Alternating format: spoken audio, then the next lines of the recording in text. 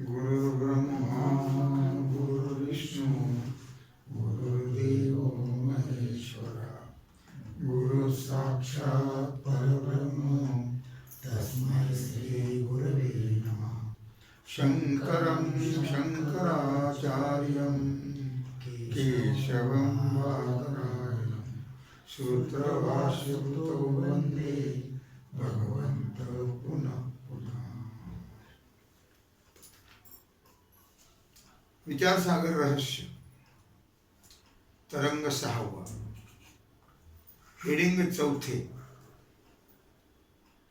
प्राणाशिवाय अंतःकरण व इंद्रिय बाहेर जाऊन सत्य पदार्थ पाहतात, म्हणून स्वप्न पदार्थ सत्य आहेत याबद्दल शंका व समाधान।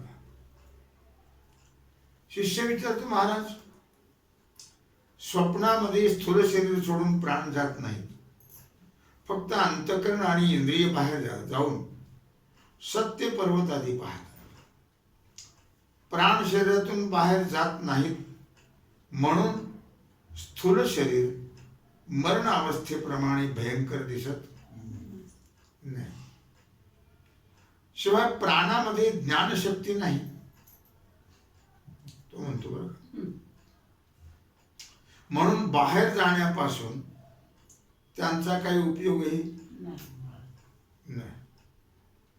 अंतःकरण आणि ज्ञानेंद्रिय ही ज्ञानाची साधने असल्यामुळे तेवढीच बाहेर जाऊन सत्य पर्वत आदी पाहतात।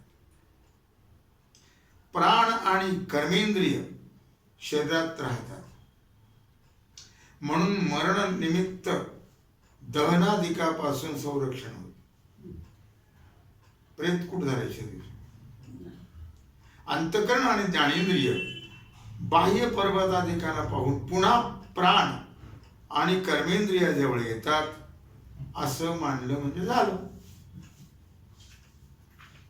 श्रीगुरु म्हणतात, हे म्हणणे बरोबर नाही, कारण स्थूल सूक्ष्म संघात सर्वांचा स्वामी प्राण आहे। कळलं का? सर्वांचा मालक कोण आहे? प्राण। प्राणरहित पाहतात शरीराचं दहन करतात, स्पर्श झाला तर स्नान करतात, म्हणून स्थूल शरीराचा सार प्राण आहे। सूक्ष्म शरीरामध्ये प्राण प्रधान आहे, मुख्य आहे।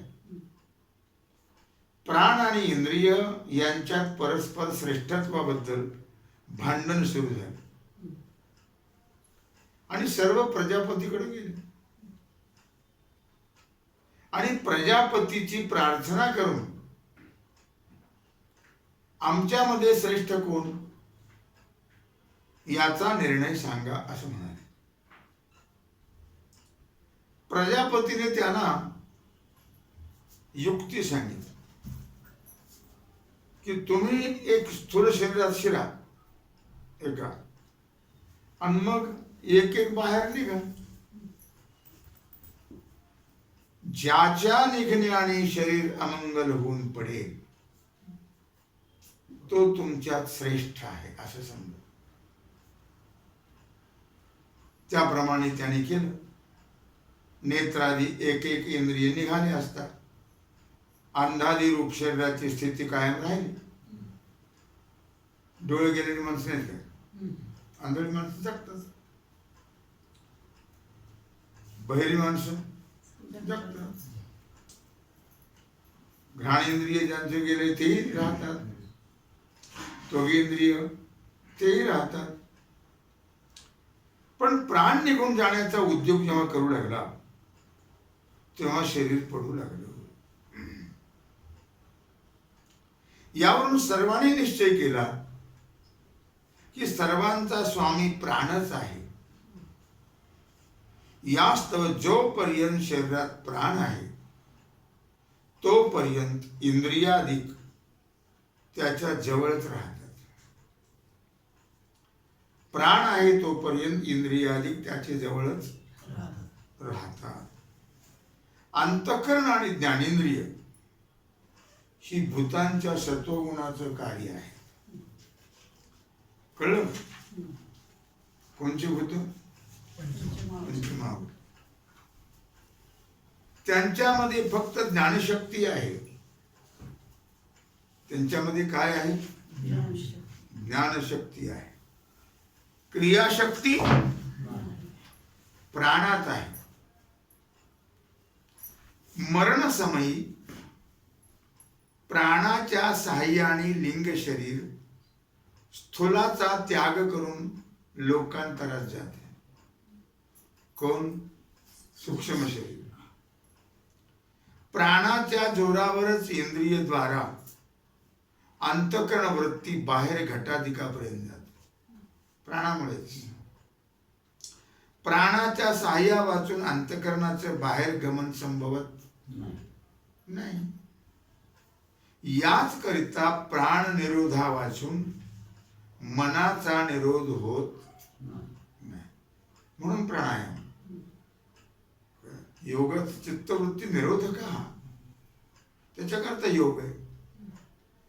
प्राण संचाराने मनाचा संचार होतो.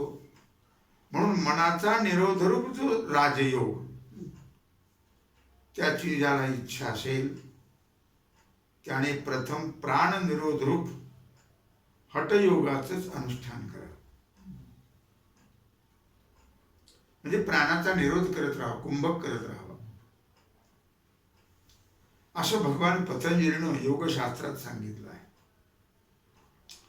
एकंदरीत प्राणाधीन अंतःकरणाचे गमन असल्यामुळे प्राण निघाल्या वाचून स्वप्नकाली फक्त अंतःकरण व ज्ञानेंद्रिय बाहेर जाणं हे संभवनीय.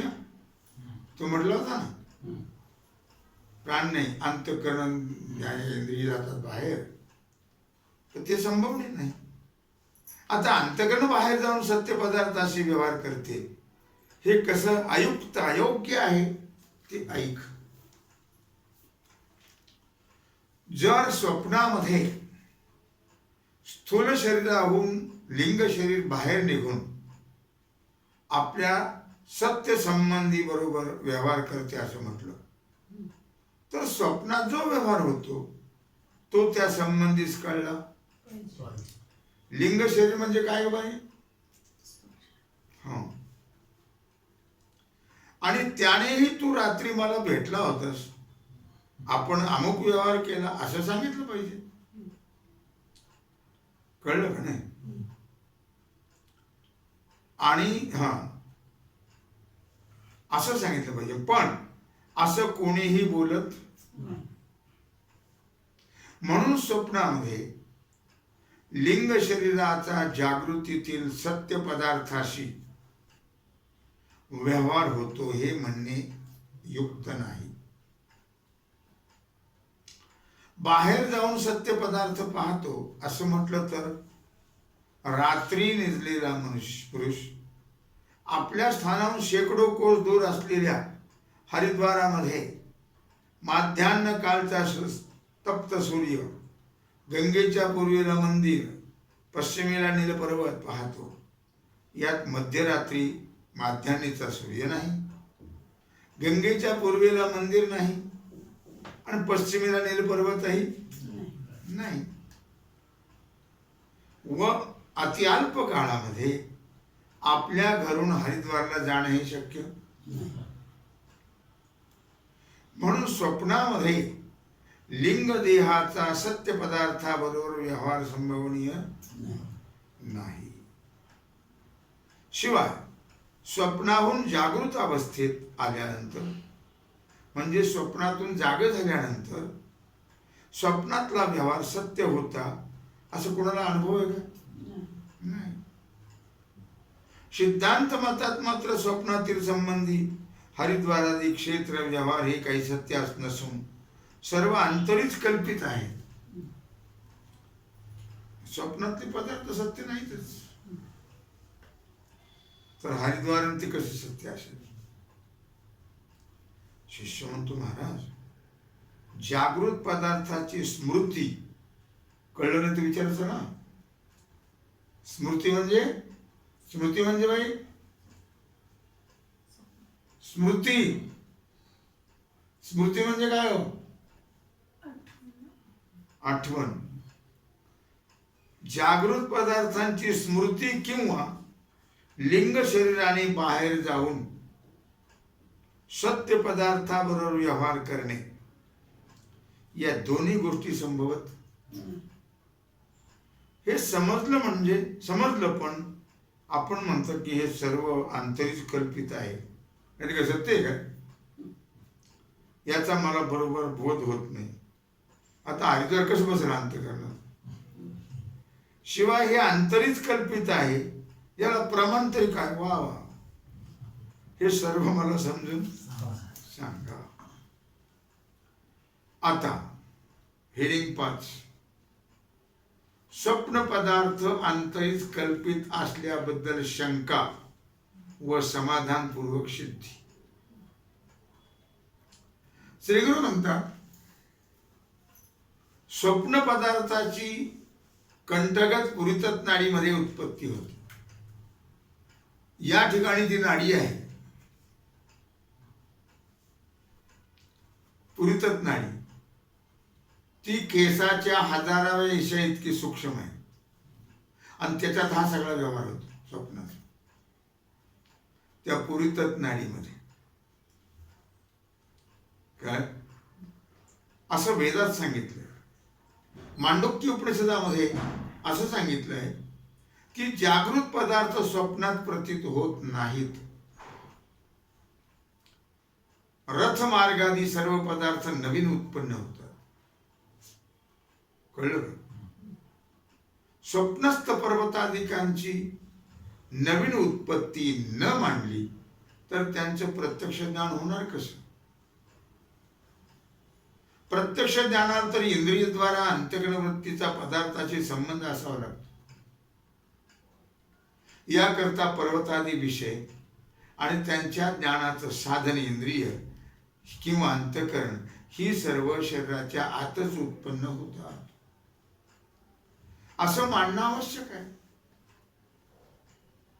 शिष्य म्हणतो, महाराज, स्वप्न पदार्थ शुक्ती रजताप्रमाणे साक्षीभाष्य आहेत.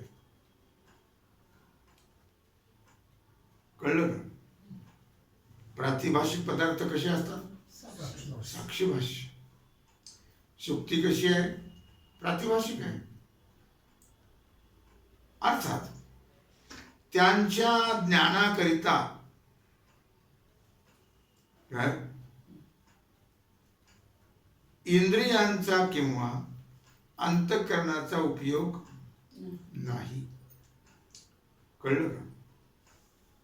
कुठं जे साक्षीभाष्य पदार्थ आहेत म्हणजे जे प्रातिभाषिक आहेत त्यांच्या ज्ञानाकरता इंद्रियांचा किंवा अंतःकरणाचा उपयोग नाही. शिष्य म्हणतोय, म्हणून स्वप्नात पर्वतादी पदार्थाची उत्पत्ती मानणं योग्य आहे.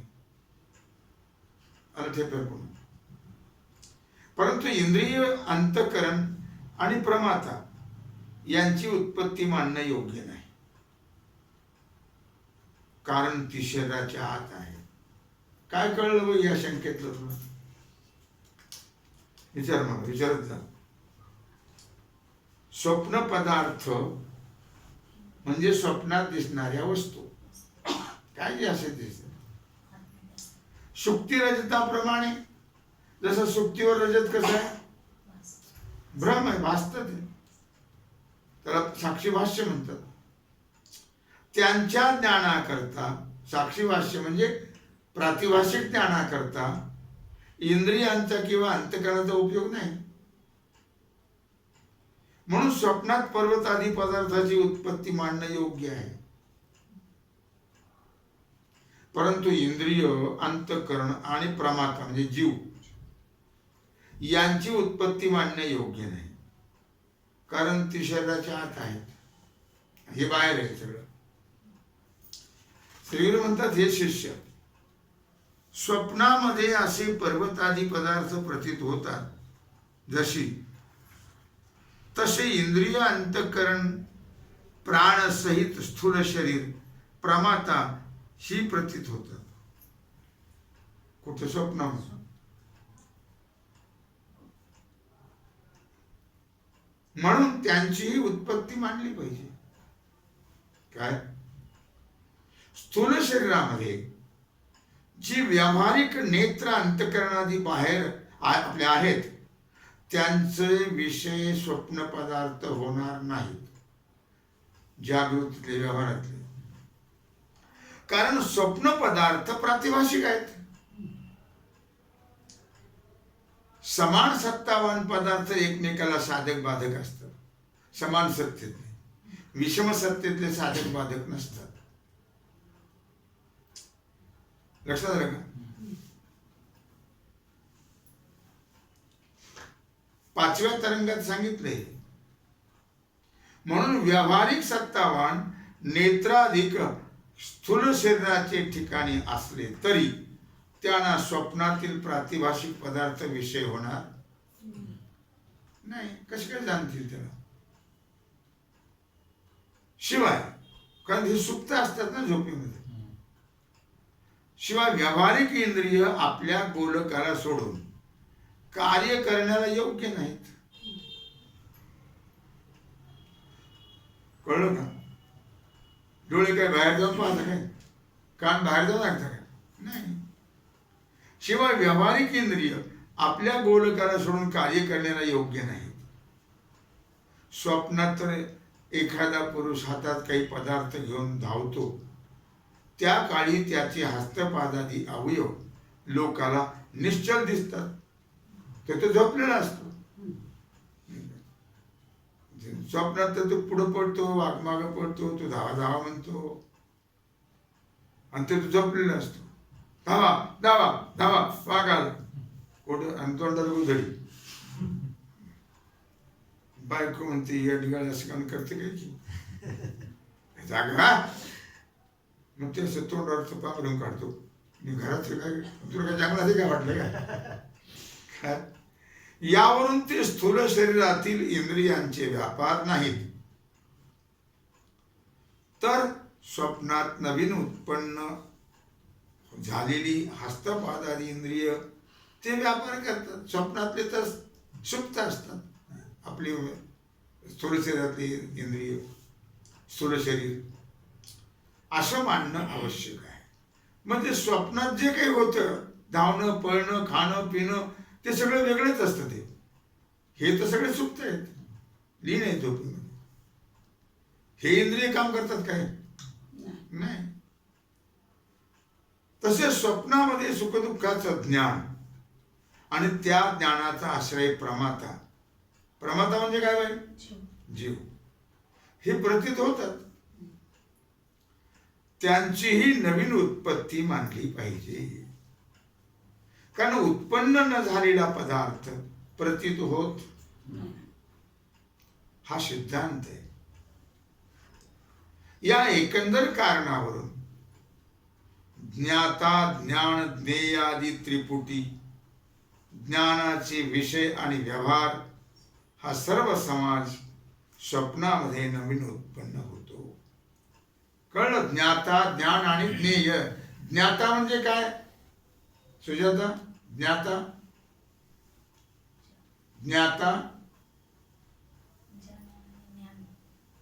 मोठे बोल. ज्ञाता म्हणजे जाणणारा जीव. ज्ञान इंद्रिय आणि ज्ञेय विषय. ज्ञाता ज्ञान ज्ञेय. ज्ञाता प्रमाता जीव, ज्ञान इंद्रिये आणि ज्ञेय विषय. लक्षामध्ये अर्थात हा सिद्धांत आहे नवीन उत्पन्न. हा अनिर्वचनीय ख्यातीमध्ये ब्रह्मज्ञान व त्याच्या ज्ञानाचे विषय सर्व अनिर्वचनीय उत्पन्न होतात. ब्रह्मज्ञानही आणि त्या ज्ञानाचे विषय सुद्धा हे सगळे अनिर्वचनीय उत्पन्न होतात. मिथ्या हा सिद्धांत इतर शास्त्रकारांच्या सिद्धांताहून विशेष आहे. सिद्धांताहून न्यायमतात अन्य पदार्थाचं अन्य रूपाने ज्ञान होत, त्याला भ्रम म्हणतात.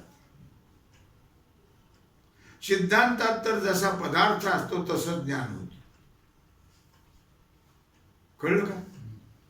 आणि भ्रमामध्ये काय सांगितलं? न्यायमतामध्ये अन्य पदार्थाचं ज्ञान अन्य रूपाने होत, त्याला भ्रम म्हणतात. आणि सिद्धांतात जसा पदार्थ असतो तसं ज्ञान होत. पदार्थ हे घट आणि ज्ञान काय पटच होत काय? म्हणून भ्रमस्थली विषयांची उत्पत्ती अवश्य मांडली पाहिजे. दोरीवर सर्प घातला, उत्पन्न झाला. प्रातिभाषिक का असे ना, पण उत्पन्न झाला ना तो. का होता तिथं? नाही. कारण विषया वाचून ज्ञान होत नाही. घरात सुद्धा एखादी हातभर दोरी पडली असेल, अंधार असेल, असं वाटतं काय आहे काही, वाटतं की नाही? काय आहे तो? भ्रम आहे. भ्रम आहे म्हणून काहीतरी वाटलं, ते काही नव्हतंच ते. आणि स्वप्नामध्ये तर त्रिपुटी प्रतीत होते. ज्ञाता, ज्ञान आणि ज्ञेय ही त्रिपुटी प्रतीत होते. म्हणून त्यांची उत्पत्ती मांडणं जरूर. शिष्य म्हणतो, महाराज याला पटतच नाही त्या गोष्टी. स्वप्न पदार्थाची उत्पत्ती मानून स्वप्न दृष्टांताने आपण जागृतीतील पदार्थ मिथ्या सांगता. व स्वप्न जसं मिथ्या आहे तसे जागृतीतले पदार्थ मिथ्या आहे असं तुम्ही सांगता. त्याच्या उलट जागृतीचे पदार्थ उत्पन्न होतात म्हणून सत्य आहे. आणि त्या जागृतीच्या दृष्टांताने जागृतीमध्ये स्वप्नाचे पदार्थ उत्पन्न होतात म्हणून तेही सत्यच आहेत असं म्हटलं तर स्वप्नस्थ पदार्थात ना सत्यत्व येणार काय हरकत आहे? भलतं डोकं लढवतो. लक्षात राहा, तुमच्या स्वप्न पदार्थाची उत्पत्ती जर मांडली तर स्वप्न दृष्टांताने आपण जागृतीतले पदार्थ मिथ्या म्हणतात. का सत्य आहे? मी काल सांगितलं, स्वप्नातले पदार्थ सत्य असते तर फार फायदा झाला असता सध्या महागाईच्या काळात. काहींच्या स्वप्नात लग्न होतं, किती फायदा झाला असतो? लाखो रुपयाचा. त्यांच्या उलट जागृतीतले पदार्थ उत्पन्न होतात म्हणून सत्य आहे. आणि ते उत्पन्न होत नाहीत. स्वप्न पदार्थ उत्पत्ती म्हणून स्वप्न दृष्टांताने जागृतीतील पदार्थ, स्वप्नाच्या दृष्टांताने जागृतीतले पदार्थ आपण मिथ्या सांगतो. किंवा कसे? हा सगळं पसारा कसा आहे? स्वप्नाप्रमाणे मिथ्या आहे. दृष्टांत देतो. दृष्टांत देतो. हो, बरोबर आहे. मग त्या जागृतीच्या दृष्टांताने जागृतीप्रमाणे स्वप्नातले पदार्थ उत्पन्न होतात म्हणून ते सत्यच आहे जागृतीच्या दृष्टांताने. बघा, असं म्हटलं तर स्वप्नस्थ पदार्थ त्यांना सत्यत्व येण्याला काय हरकत आहे? बाबा, स्वप्नस्थ पदार्थ लक्षात येते का? सुजाता लक्षात येते का? दृष्टिमान नको, काय कळत नाही ते विचार. हा, काय म्हटलं इथं?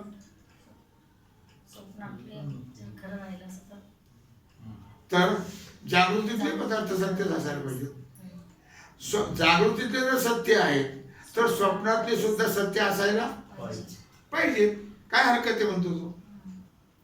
स्वप्नस्थ पदार्थांना मिथ्याच ठरवायचा असेल तर मग जागृतीतले पदार्थ उत्पन्न होऊन प्रतीत होतात म्हणून सत्य, आणि स्वप्न पदार्थ उत्पन्न न होता प्रतीत होतात म्हणून मिथ्या, असा नियम केल्यास काय हरकत आहे असं मला वाटतं. तू म्हणतो. लक्षात आलं का तुमच्या? काय स्वप्नस्थ पदार्थांना मिथ्यात्व ठरवण्याचं ठरवायचं असेल तर जागृतीतले पदार्थ उत्पन्न होऊन प्रतीत होतात म्हणून ते सत्य आहे. आणि स्वप्नातले पदार्थ उत्पन्न न होता प्रतीत होतात म्हणून ते मिथ्या. असा जर नियम केला तर काय हरकत आहे? उत्पन्न होतात म्हणून सत्य, न होतात म्हणून मिथ्या असं म्हणतो काय हरकत आहे? असं मला वाटतं. कळलं का? 6 हेडिंग. स्वप्न पदार्थ योग्य देश काल सामुग्री वाचून उत्पन्न होतात. स्वप्न पदार्थाला देश काल सामुग्री नसते. काय देश काल सामुग्री नसते, स्वप्न पदार्थाला नसते. श्रीगुरु म्हणतात, हे शिष्य, पदार्थ उत्पन्न झाल्याशिवाय प्रतीत होत. हे अनेक वेळा मागे सांगितले. आणि ज्या अर्थी स्वप्नस्थ पदार्थाची प्रतीती होते त्या अर्थी त्यांची उत्पत्ती मानलीच पाहिजे. लक्षात आलं का? पण नुसती उत्पत्ती होणं हे सत्यत्वाला किंवा मिथ्यात्वाला कारण होऊ शकत नाही. पदार्थाची उत्पत्ती योग्य देशकाल सामुग्री वाचून असेल तर तो उत्पन्न झालेला पदार्थ हे मिथ्याच असतो. योग्य देशकाल सामुग्री वाचून जर उत्पन्न होत असेल तर तो मिथ्या असतो. म्हणजे योग्य देशकाल सामुग्री वाचा अभावच मिथ्यात्वाला कारण आहे. योग्य देश नाही, योग्य काल नाही. रात्री दुपारी 12 वाजता चाललेलं दिसतं, खरंय का ते? नाही. स्वप्नातल्या हस्त्याधिकांच्या उत्पत्तीला योग्य देशकाल अनुकूल नाहीत. स्वप्नातली जी हत्ती वगैरे दिसत नाही तर योग्य देशकाल अनुकूल नाही आहे. कारण स्वप्नातल्या देशकालापेक्षा विस्तीर्ण देशात आणि दीर्घ काळात उत्पन्न होणारी हस्त्यादी त्याला फार दिवस 18 महिने लागतात हत्तीला जन्म घ्यायला. हस्त्याधिक पदार्थ स्वप्नात क्षणमात्र काळात अल्पकंठ देशात उत्पन्न होतात म्हणून मिथ्या आहेत. आलं लक्षामध्ये? शिष्य म्हणतो, महाराज स्वप्नामध्ये विस्तीर्ण देश आणि बहुत काल प्रतीत होतो. असं वाटतं रात्रभर स्वप्न, रात्रभर नसतं स्वप्न, उघड सेकंद मात्र असतं. पण असं रात्रभर स्वप्न पडलं हो असं म्हणतात की नाही? तू काय म्हणतो? स्वप्नामध्ये विस्तीर्ण देश आणि बहुत काल प्रतीत होतो.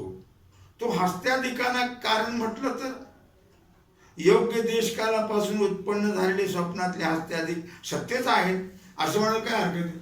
आता स्वप्न किती असतं? त्याला 18 वर्ष महिने लागतात. कोणाला? हत्तीला जन्म घ्यायला. आणि स्वप्नात किती वेळ असतो? तेवढ्यात कसा जन्म होईल त्याचा? मग याचं रहस्य काय आहे? श्रीगुरु म्हटले, बाबा रे, याचं रहस्य हे म्हणणं तुझं बरोबर नाहीच मुळात. कारण स्वप्नामध्ये हस्त्याधिक पदार्थांच्या बरोबरच प्रतीत होणारे अधिक काल आणि अधिक देशही मिथ्याच आहेत. ते अनिर्वचनीय प्रातिभाषिक उत्पन्न होतात. ते वाटतं तसं, पण तेवढा काळ नाहीये स्वप्नातला, उगाच किंचित मात्र असतो. मग हस्त्यादी पदार्थाप्रमाणे त्यांची उत्पत्ती होते म्हणून त्यांचं प्रत्यक्ष ज्ञान होतं. हस्त्यादी पदार्थाप्रमाणे त्यांची उत्पत्ती होते म्हणून त्यांचं प्रत्यक्ष ज्ञान होतं इतर पदार्थाच्या वस्तूचं. कारण उत्पत्ती वाचून पदार्थाची प्रतीती होत नाही. प्रत्यक्ष ज्ञान होते. आपल्याला कुठलीही वस्तू, हाती जसा दिसला स्वप्नात तसं बाकीचे पदार्थ प्रत्यक्ष दिसत नाही का?